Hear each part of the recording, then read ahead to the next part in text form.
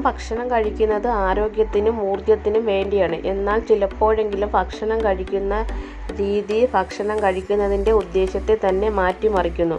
ഭക്ഷണം കഴിക്കുന്ന അളവും രീതിയും സമയവും കഴിക്കുന്ന ഭക്ഷണവും എല്ലാം തന്നെ പ്രധാനമാണ്. മാത്രമല്ല, വൈകി രാത്രി ഭക്ഷണം കഴിക്കുന്നത് വരുത്തുന്ന പല പ്രശ്നങ്ങളും ഉണ്ട്. തടി കൂടുന്നതും വയർ കൂടുന്നതും ഉൾപ്പെടെ പല ആരോഗ്യ പ്രശ്നങ്ങൾക്കും ഇത് കാരണമാകാം.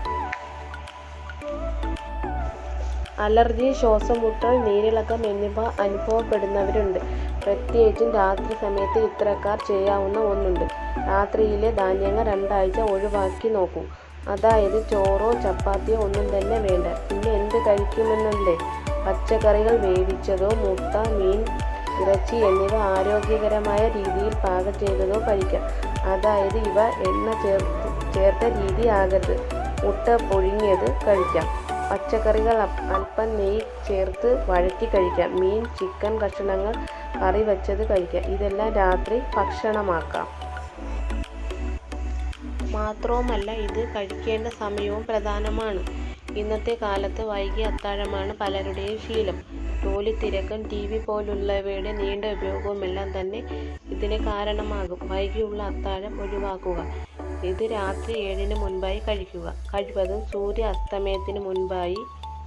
ഇത് ദഹനത്തെ സഹായിക്കും. മുകളിൽ പറഞ്ഞ അലർജി പോലുള്ള പല പ്രശ്നങ്ങൾക്കും പരിഹാരമാകും. രാവിലെ ഉണർന്നെഴുന്നേൽക്കുമ്പോൾ അമിതമായ ക്ഷീണം തോന്നില്ല. പ്രമേഹം, കൊളസ്ട്രോൾ പോലുള്ള പല രോഗങ്ങളെയും പരിഹരിക്കാൻ ഏറ്റവും നല്ലതാണ് നേരത്തെയുള്ള അത്താഴം. നേരത്തെയുള്ള അത്താഴം നൽകുന്ന മറ്റൊരു ഗുണം തടിയും വയറും കുറയ്ക്കുമെന്നാണ്.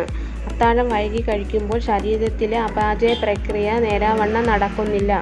ശരീരത്തിൽ കൊഴുപ്പ് അടിഞ്ഞുകൂടുന്നു, പ്രത്യേകിച്ചും വയർഭാഗത്ത്. ഇത് ആരോഗ്യപരമായ പല പ്രശ്നങ്ങളും ഉണ്ടാക്കും. ദഹനം മെല്ലെയാക്കും. ഇത് വയറിന് ഗ്യാസ്, അസിഡിറ്റി പോലുള്ള അസ്വസ്ഥതകളും ഉണ്ടാക്കും. ഉറക്കം ശരിയാവില്ല. ഇത്തരം പല പ്രശ്നങ്ങൾക്കുമുള്ള പരിഹാരമാണ് നേരത്തെയുള്ള അത്താഴം എന്നത്. ഉറങ്ങുന്നതിന് 2-3 മണിക്കൂർ മുമ്പായി അത്താഴം എന്നത് പ്രധാനമാണ്. കഴിക്കുന്ന ഭക്ഷണത്തിൻ്റെ കാര്യത്തിലും രാത്രി ശ്രദ്ധ വയ്ക്കുക. അളവ് പ്രധാനം. അരവയർ അത്താഴം എന്ന ചൊല്ലിന് ഇവിടെ പ്രസക്തിയുണ്ട്.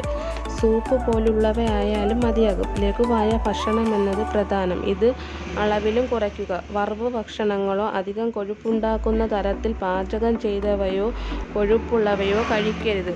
ഭക്ഷണം കഴിഞ്ഞാൽ അല്പം നടപ്പ് ശീലമാക്കുക. ഇത് ദഹനത്തിന് നല്ലതാണ്. സൂപ്പോ സലാഡോ പോലുള്ളവ ഏറെ നല്ലത്.